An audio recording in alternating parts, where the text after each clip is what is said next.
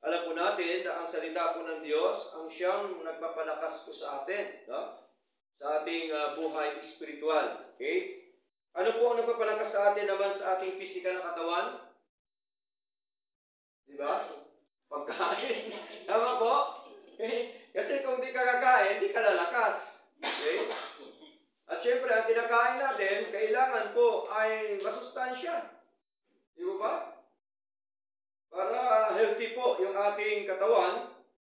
At ganun din po sa ating buhay spiritual para lumakas, lumago, sumigla, no? Hindi mawala sa paglilingkod, hindi nagwawala sa paglilingkod, no? Dalawa po yan. Hindi nawala, hindi dapat mawala, at hindi nagwawala, diba? Sa paglilingkod sa Lord. So ano pong kailangan? Kailangan ay kumain. Kailangan ay busugin yung ating buhay spiritual sa ating pong paglilingkod sa ating Diyos na buhay. Now, our topic this morning is about, because of the mercy of God, we faint not. No? Dahil sa kahabagan ng Diyos, sabi po na ni Pablo, hindi kami naghihimagod o napapagod. Napapagod na ba tayo sa paglilingkod sa Lord? Hindi dapat, no? Kasi ang paglilingkod, madalas ko po sinasabi, ay hindi po yan dekada lang ang paglilingkod, no? Ang paglilingkod po, lifetime. No? Habang tayo nabubuhay sa mundo, kailangan po natin paglingkuran yung ating Diyos na buhay. Amen po? Okay? Kaya po, dapat huwag tayong maghimagod. At ito po ay may mga dapat po tayong gawin sa harapan po ng ating Panginoon. Subalit, bago po yun mga kapatid, ay nais ko pong ipabatid po sa inyo. Actually, ito po ay aking po itong ipinangaral doon po sa prayer meeting po natin every Wednesday, no, sa virtual prayer meeting po natin. No, kung may time po kayo, mas napakaganda po kasi doon po tayo lumalago at doon po tayo pinapalakas ng ating Panginoon. Okay? At sabi po ni Paul sa kanyang sulat, Paul reviewed his ministry by reminding the Corinthians brethren, no, that what he had preached was from God. Okay? At and also by recalling the enormous, pagsabing enormous sufferings, ibig sabihin mabigat na kahirapan, no? Matinding kahirapan, ibig sabihin po. He underwent for the gospel, and by describing his personal behavior among them. So ito po ay mga sulat po ni Pablo sa ministry po ng Panginoon ay nagpaalaala po sa mga kapatid, no? Sa mga kapatid sa Corinto, na kung saan ang pinapangaral daw ni Pablo ay mula sa Diyos, no? Hindi po sa kanyang sarili. Okay? So, yan po ang mahalaga na sa isang mga ngaral, dapat makita ho natin na ang pinapangaral talaga ay Word of God, Scripture, salita po ng Diyos. No? At ang sabi po niya dito na kanya pong binalikan yung kanyang mga matinding mga paghihirap, mga kapatid, sa Ebanghelyo ng ating Panginoon. Ibig sabihin sa pangangaral ng mga salita ng Diyos para po maalagaan ang mga kapatiran, para po hindi mawala, para po magpatuloy sa paglilingkod sa Panginoon. At ito po ay dinescribe po niya yung kanyang mga pag-uugali sa kanyang paglilingkod po, no, sa ating Panginoon. So, alam naman po natin na matindi po yung naranasan ni Pablo. Siya po ang pinaka matinding karanasan during the time sa kanyang paglilingkod sa ating Panginoon, no? At nais ko lamang pong ipahayag sa inyo mga kapatid yung 4 na bagay, no? 4 important things about Paul's ministry, no? Sapagkat dito po natin yan makita, matunghayan na kahit man sabihin po natin na ito po ay kailangan po ito ni Pablo, and yet kailangan din po natin lahat po ito, mga kapatid, upang tayo din ay magpatuloy, maging malakas, maging masigla sa ating buhay espiritual, no? At sabi po dito po tayo sa aklat po ng sa ating binasa po kanina, 2 Corinthians, okay, chapter 4, okay, 2 Corinthians chapter 4, mga kapatid, verse 1, sabi po dito ni Pablo, for we know, chapter 4 pala, chapter 4. Therefore, seeing we have this ministry, as we have received mercy, we faint not. No? Sa makatuwid, dahil sa nakikitang kami ay may ganitong ministeryo, gaya ng pagkatanggap namin ng kahabagan, ay hindi kami nang hihina o nang hihimagod. Tingnan niyo po, mga kapatid. Nakita ho natin, una, ang natanggap nila ang alin? Ang habag ng Diyos.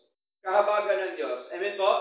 Kaya ibig sabihin pala, yung ating pananatili sa Lord, paglilingkod natin sa Diyos, yung ating pong kasiglahan sa paglilingkod sa Panginoon, ibig sabihin po pala, mga kapatid, ito po ay habag lamang ng ating Panginoon. Hindi po dahil sa ating lakas. Amen po? Sa totoo lang, wala naman po talaga tayo lakas na loob sa buhay po natin kung hindi po dahil sa kahabagan ng Diyos sa buhay po natin. Kaya po, ang sabi ni Pablo, we faint not. Hindi lamang niya sinabi na I faint not. Hindi po. Kundi ang sabi niya, we faint not. May mga kasama siya. Lahat sila ay hindi nanghihina sa paglilingkod sa ating Panginoon, na kahit po matindi ang kanilang mga naranasan sa kanilang paglilingkod sa ating Panginoon, mga kapatid. Kaya nga, merong 4 na bagay. Number 1, makita ko natin.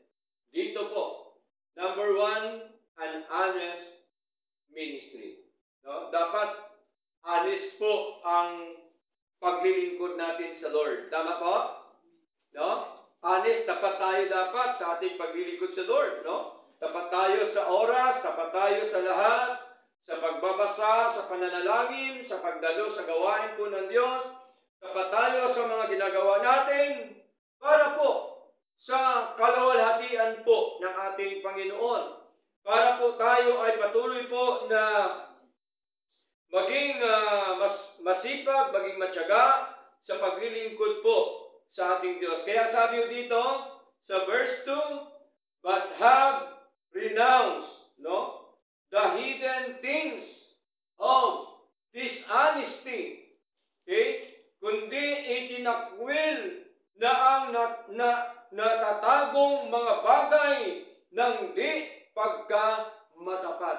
So, yung mga bagay pala na hindi tapat, yung tinatawag po na dishonesty, dapat itinatakwil po yan, no, sa harapan ng ating Panginoon. Dapat tinatanggihan po natin yan sapagkat ito po ang turo ng ating Panginoon, no? Sa pamamagitan po ni Pablo, hindi lamang po ito naka-address sa Iglesia ng Corinto, kundi ito din po ay naka-address sa bawat isa po sa atin. Kasi wala naman pong pagkakaiba yung mga tao noon kaysa mga tao ngayon. May pagkakaiba po bang tao noon at sa tao ngayon? Walang pagkakaiba. Sila po ba noon kumakain din ng pagkain, physical? Kumakain din. Sila din po ba naglilingkod sa Lord? Naglilingkod sa Lord, no? Walang pagkakaiba. Ang pagkakaiba lang noon, yung tinatawag po na mga bagay na kung saan noong unang panahon, okay, at saka sa panahon po ngayon. Pero parehas lang po yung lifestyle ng mga anak ng Diyos during the time sa panahon ng mga taga-Corinto at gayon din po sa atin mga kapatid, no? At ang pagkakaiba lang doon, yung siyempre, yung mga bilihin siguro, siyempre, no? During that time, hindi po ba, naranasan pa natin, napakamura mga bilihin noon, ngayon, mahal na. So, ibig sabihin po, mga kapatid, ay ibig sabihin, umaangat na umaangat yung level ng pamumuhay po ng tao po ngayon, at dapat umangat din ang level ng ating pananampalataya. Tama po? Okay? Dapat umangat din ang level ng ating pananampalataya sa ating Panginoong Diyos. Kaya nga sabi ho dito, kundi itinakwil na ang natatagong mga bagay ng di pagkamatapat. Dito po yung tinatawag na hidden things of dishonesty. No? So, kung meron man tayong nakatago ng mga agenda sa Lord, ay dapat ihahayag yan sa harapan ng ating Panginoon, sapagkat tandaan po natin, kahit po anong tago po natin, nakikita pa rin yan ni Lord, mga kapatid. No? Kahit saan man tayo magtago, mga minamahal, ay nakikita pa rin yan ng ating Panginoong Diyos, sapagkat siya po ay makapangyarihan po sa lahat. Okay? Kahit man anong tago natin yan, bukas makalawa, ihahayag din po ng ating Panginoon. Tama po? Okay? Halimbawa, ano po yun? Halimbawa, may mga anak po ng Diyos na may mga tinatagong mga bisyo, ihahayag din po ni Lord po yan. Tama po? Kung ano man mga ginagawa nila na hindi kaaya-aya sa ating Panginoon, ihayag din po ng Diyos yan kahit anong tago po natin, mga kapatid. Kaya nga po sabi ho dito, ituloy ho natin, not walking in craftiness, na hindi lumalakad sa katusuhan. No? Ang gusto ni Lord, huwag tayong lumakad sa katusuhan. Ano po ibig sabihin ng katusuhan? Hindi tayo lumalakad sa mapanlamang, no? Mapanlinglang, no? Na mga bagay. Ayaw ni Lord na tayo po ay isang tinatawag po na ang tawag nila ay magulang sa buhay. Tama? Ayaw po ni Lord. Ayaw po ni Lord na tayo po ay manlamang sa kapwa. Amen? Ayaw po ni Lord na tayo po ay magkaroon ng tinatawag na mapanlinglang, no, sa ating paglilingkod na ito. Ayaw po yan ng ating Panginoon. Kaya nga sabi niya dito, nor handling, ang sabi niya not walking in craftiness, no? Huwag lumakad ng may katusuhan, sabi po ng ating Panginoon, no? Katusuhan o craftiness. Okay? So, malinaw po yan, mga kapatid, na sa ating pong paglilingkod na ito ay tinuturuan po tayo ng Diyos, sapagkat ang gusto po ng Panginoon na tayo po ay mamuhay ng payapa. Tama? Ang gusto ni Lord na tayo po ay mamuhay ng maging masagana sa mundong ito na atin pong ginagalawan, na bagaman po maraming mga pagsubukan, maraming mga ginagamit ang kalaban para tayo ay wasakin, mga kapatid. Subalit ay sabi po ng banal na kasulatan sa atin pong binasa po kanina, mga kapatid, na bagamat po tayo ay pilit na minawasak o pilit na nilulugmok, mga kapatid. Kaya sabi po dito sa verse 9, no, ng 2 Corinthians chapter 4, persecuted but not forsaken. Pinag-usig ngunit hindi pinababayaan ng Panginoon. Of course, no? Ano pa sabi dito? Cast down but not destroyed. So, inilugmok tayo, pilit na inilugmok ng kalaban. Pilit tayo na talagang sirain sa ating paglilingkod, mga kapatid. So, walang iba po yan. Kaya ang karamihan na ginagamit po ng dyablo ay minsan mga mahal natin sa buhay, mga kamag-anak, minsan mga kapitbahay natin, minsan mga kapatid na galing sa church na ito. No? Yun ang naglulugmok sa atin, mga kapatid. Tandaan po natin. Ngunit ano pong sabi ng banal na kasulatan, mga kapatid? But not destroyed. Malinaw po na hindi nila kayang puksain, ngunit hindi napupuksa ang ating pong paglilingkod sa ating Panginoon.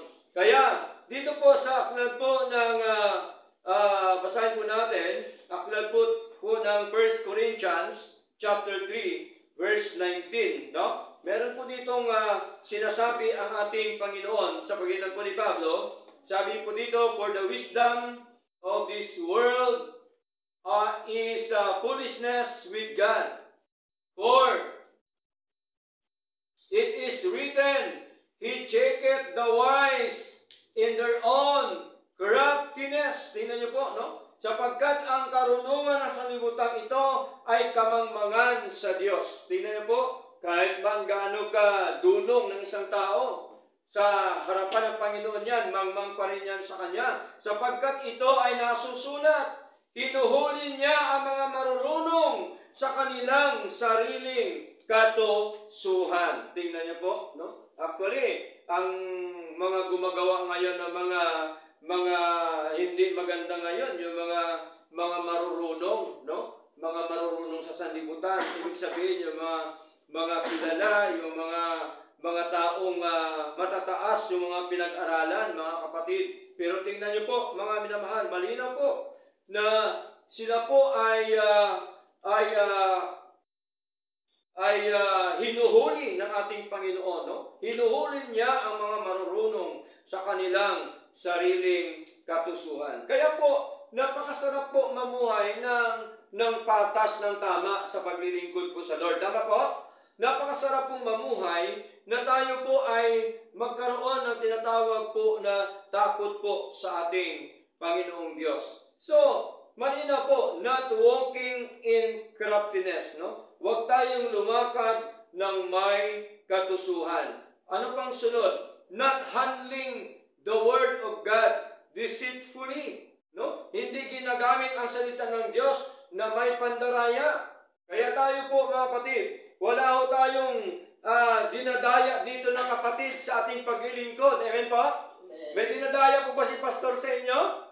Wala po, mga kapatid, kasi ayaw po yan ni Lord, no? Sabi po dito sa aklat po ng 2 Corinthians chapter 4, verse verse 2, mga kapatid, but have renounced the hidden things of dishonesty, not walking in craftiness, nor handling the Word of God. No? Tingnan niyo po, ay hindi dapat tayo lumakad na sa katusuhan ni pinanghawakan ang salita ng Diyos ng may panliling lang. No? Dapat huwag tayong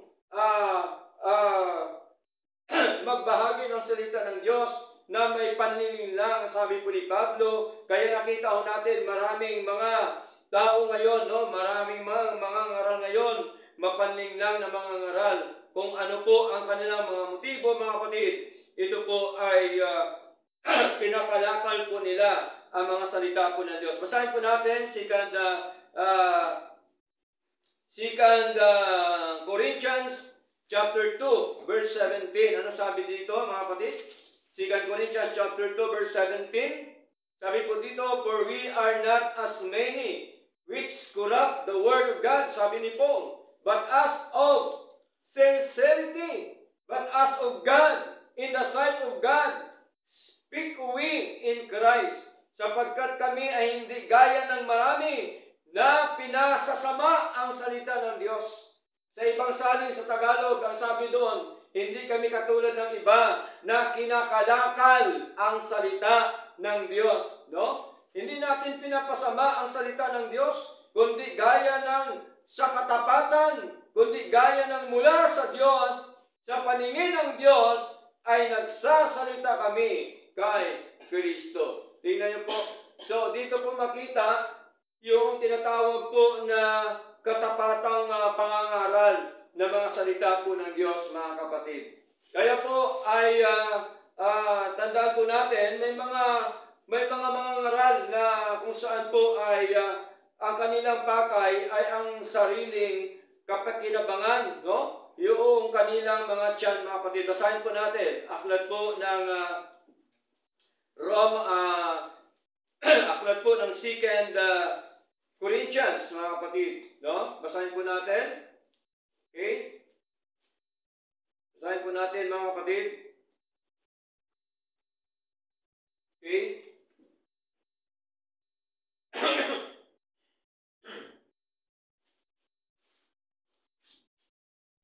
1 Corinthians, sorry po, 1 Corinthians.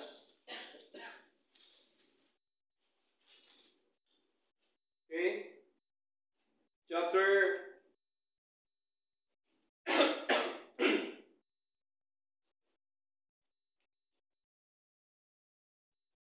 15, mga kapatid. No? Sabi po dito, 1 Corinthians chapter 15, verse 33. No? Kaya dito ay warning po ng ating Panginoon. Okay?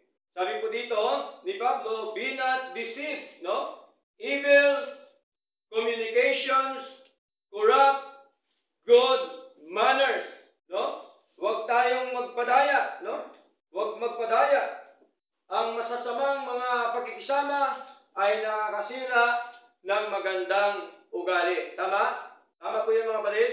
Totoo po yun, no? Kung ano po ang mga pinapangaral na hindi naman batay sa nais at kalooban po ng Panginoon, talaga hong masisira yung ating paglilingkod sa ating Panginoon. Tandaan po natin, paglilingkod natin sa Diyos, ang pinakausap po dito yung ating kaluluwa. Amen po?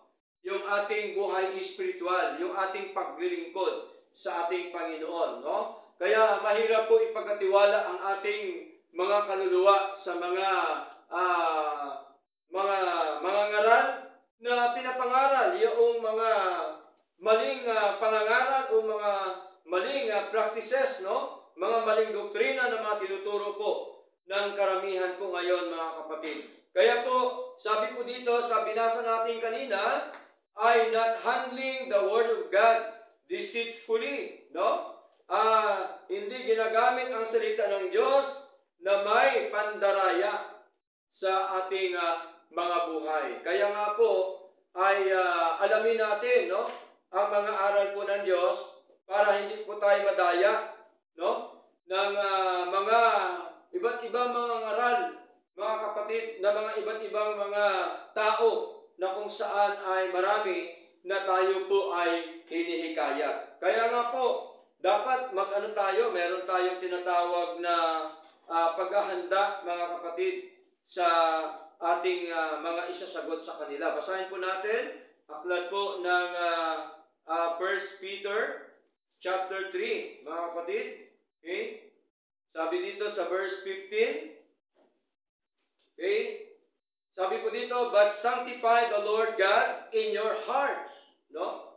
And be ready always to give an answer to every man that asketh you a reason of the hope that is in you with meekness and fear. Tingnan niyo po, kundi papadalin ang Panginoong Diyos sa inyong mga puso at palaging maging handa na magbigay ng kasagutan sa bawat tao na nagtatanong sa inyo ng dahilan sa pag-asa na nasa inyo na may kaamuan at takot. Nasa atin na po ba ang pag-asa natin sa Diyos? Nasa atin na po ba ang pag-asa? Mga kapatid, nasa atin na po. Kaya lagi tayong handa na sagutin po sila, mga kapatid, sa ating pong tungkol po sa ating paglilingkod sa ating Panginoon. So malinaw po, no? Not handling the Word of God deceitfully. Ayaw po ni Lord yan na kung saan ay magdala tayo ng mga mali, mga panininglang na mga aral, no? Na kung saan po ay ito po ngayon sa ating paligid, napakarami na po, no? Kaya napakarami ng reliyon po ngayon na nagsisilipanan. Sunod po, yung tinatawag po na manifesting the truth to all men. Ito po ang pagpakikita ng mga katotohanan sa lahat ng tao. Ito po ang dapat, mga kapatid. Ito po ang tama na dapat po nating ibahagi sa atin pong buhay sa mga tao, no? Kaya po dapat honest po yung ating paglilingkod sa Lord. Dapat maging tapat tayo sa ating Panginoon. Dapat sa totoo lamang po tayo, mga kapatid. Amen po? Sapagkat alam po natin ang Diyos ay pagka tayo ay totoo po talaga. Pagka ang Diyos ay tayo ay mali po talaga sa harapan niya ng ating Panginoon. Amen po? Hindi ho pwedeng baguhin ang tama at mali. Kung mali po tayo sa Lord, mali po talaga yon. Pag totoo tayo sa Lord, totoo po talaga sa harapan po ng ating Panginoon. Kaya napakahalaga po, mga kapatid, na tayo po ay patuloy na magpapakita ng katotohanan ng mga bagay sa lahat po ng mga tao. Okay? Totoo yung buhay natin, totoo yung paglilingkod natin dapat, no? Totoo dapat yung ating pagpuri sa Diyos, tama po? Totoo dapat yung ating paglilingkod, pagbabasa ng mga salita po ng Diyos. Totoo dapat lahat yung ginagawa natin para sa Lord, no? Sapagkat ayaw po ni Lord na tayong lahat ay nagkukunwari lang sa paglilingkod. Ayaw po yan ang ating Panginoon. Ang gusto po ni Lord ay totoo po tayong lahat, mga kapatid. Totoo ang ating pananalangin araw-araw. Totoo ang ating pagbabasa sa ating puso, sa ating budhi, no? At yun po ang gusto ng ating Panginoon, no? Pagpapakita ng katotohanan sa lahat ng mga tao. Dapat makita sa atin na tayo ay totoong Kristiyano, right? Tama po? Hindi yung Sunday lamang Kristiyano tayo, pagdating ng Lunes hanggang Sabado, hindi yung ganon ang paglilingkod sa Lord. Tama po? Dapat ang paglilingkod sa Lord, araw-araw tayo Kristiyano. Tama? So, napaka-importante po yan, mga kapatid, no? Na tayo ay tinuturuan ni Lord para maging tapat tayo sa ministry ng ating Panginoon. Kasi hindi tayo tatagal sa paglilingkod sa Lord. Kaya nga sabi ni Pablo, we faint not, hindi kami nanghihina, hindi kami nanglulupaypay. No? We faint not. Kasi po, sila ay tunay, totoo sila na naglilingkod po sa ministry o ginagawa ng ministry ng ating Panginoon. Lahat po tayo merong ministry sa Lord. Tama? Amen. Lahat tayo. Hindi lang si pastor ang may ministry sa Lord. Lahat po tayo may ministry po sa Lord, mga kapatid. Kanya-kanyang ministry ang ipinagkaloob ng Diyos po sa atin. Okay? Next po, yung tinatawag po na maintaining a clear conscience before God and men. No? Pagpapanatili ng malinis na budhi o na puso sa harap ng Diyos at ng mga tao. So, napakasarap pong mamuhay na malinis po ang puso natin. Amen po? Napakasarap pong maglingkod sa Lord na ang puso natin ay walang anumang mga hidden things sa harapan ng ating Panginoon. Masarap maglingkod sa Lord na tayo po'y honest sa ministry ng ating Panginoon. Okay? Kaya nga po, mga kapatid, ay isa po yan sa tinuturo po ng ating Panginoon para po tayo ay hindi mapagod sa ating paglilingkod sa Diyos. Kaya ang isang susi, dapat tayo ay maging tapat, maging honest sa ministry po ng ating Panginoong Diyos na buhay. Okay? Kaya nga po ay meron po dito sinasabi ang ating Panginoon, no? Sa aklat po ng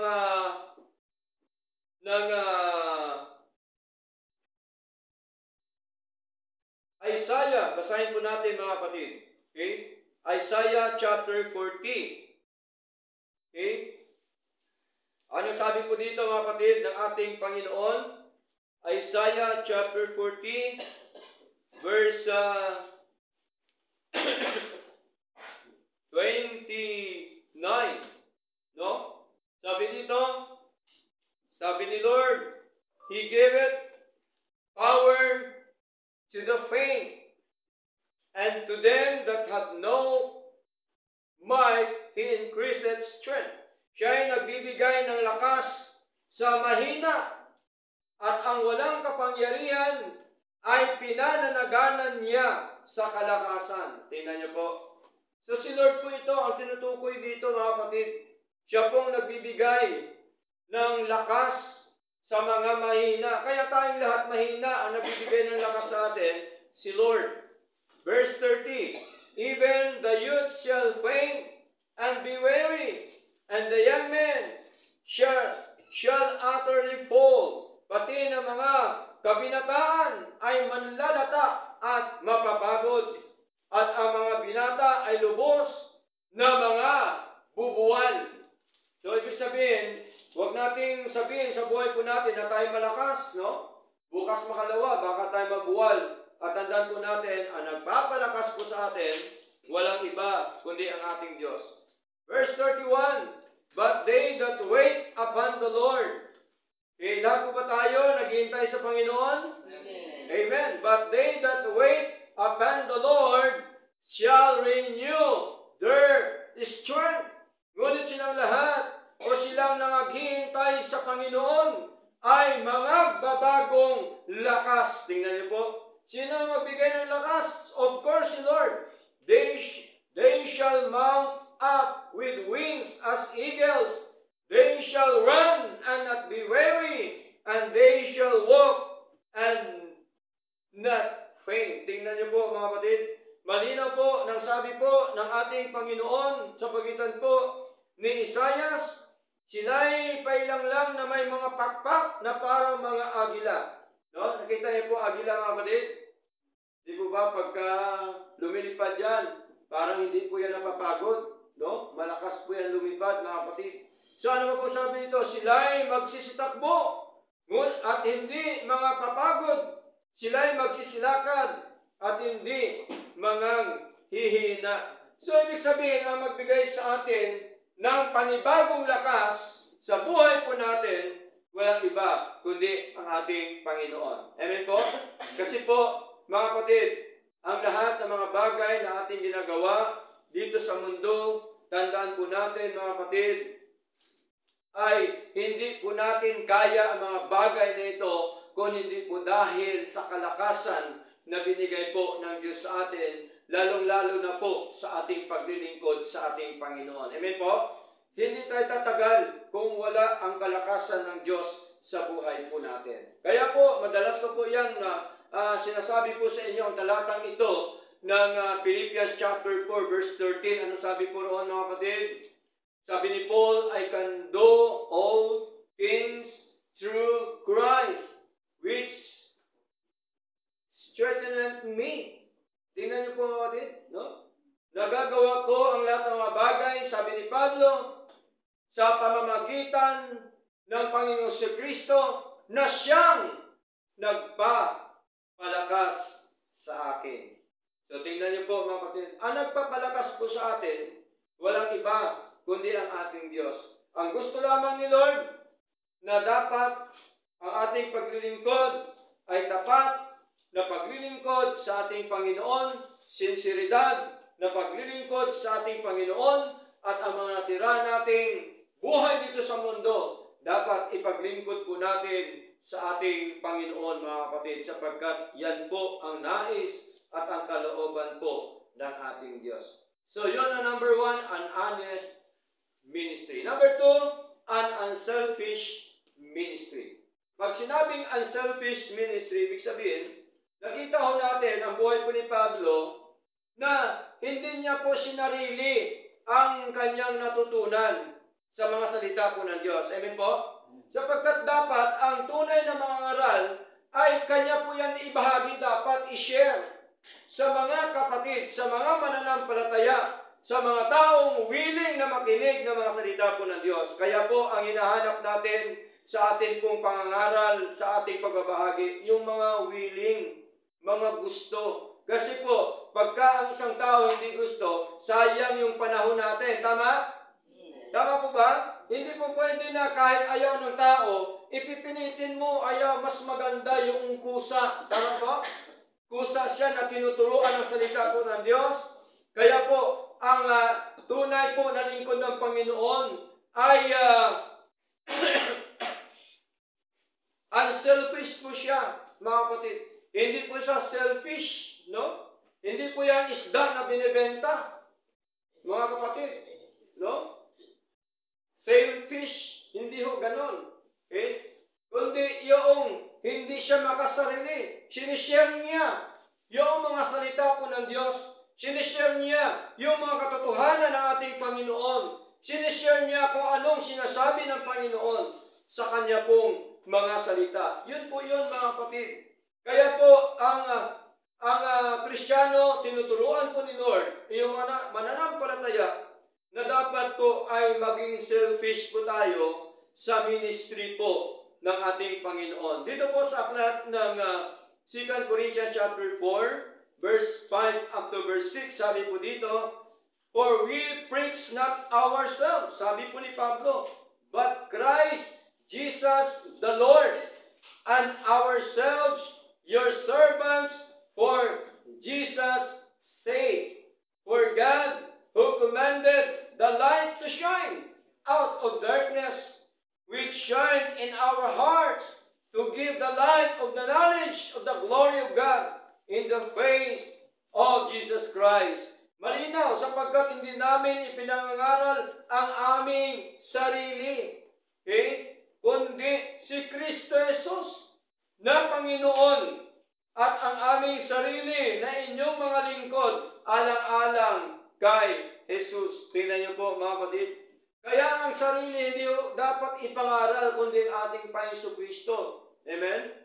Hindi dapat ibida yung sarili kundi ang Panginoong Kristo. Dapat ang ipangaral kung ano ang ginawa ng ating Panginoon.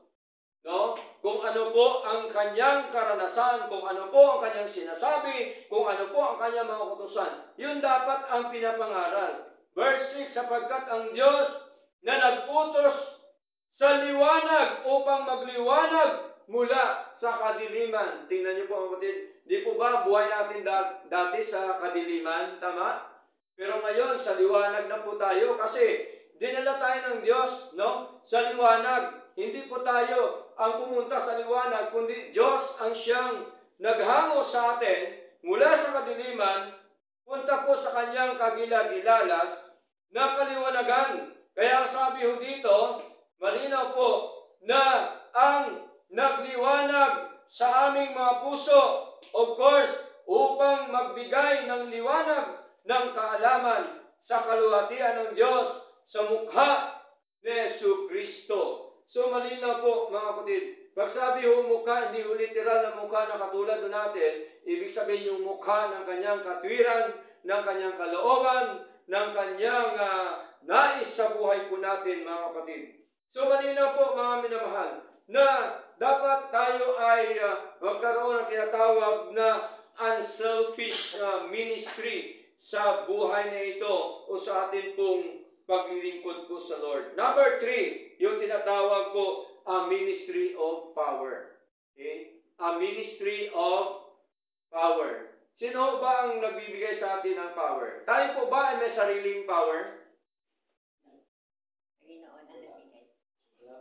Pero sa akin, meron Kili-kili power. Diba? Meron po.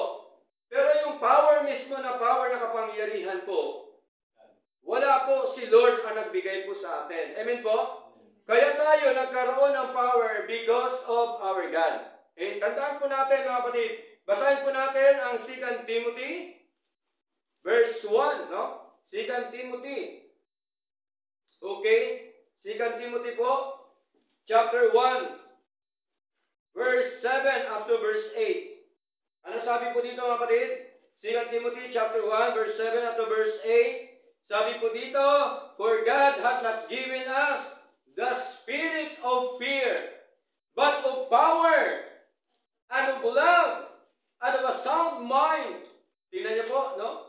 Sapagkat hindi binigay sa atin ng Diyos ang espiritu ng pagkatakot. Anong binigay niya? Kundi ng kapangyarihan at ng pag-ibig at ng isang mahinahong pag-iisip. Si Lord po hindi yung nagbigay ng magulong isip. Amen? Mahinahong pag-iisip, mga kapatid. Okay? Ano pa pong sabi dito? Verse 8, "Be not thou therefore ashamed of the testimony of our Lord, nor of me his prisoner, but be thou partaker of the affliction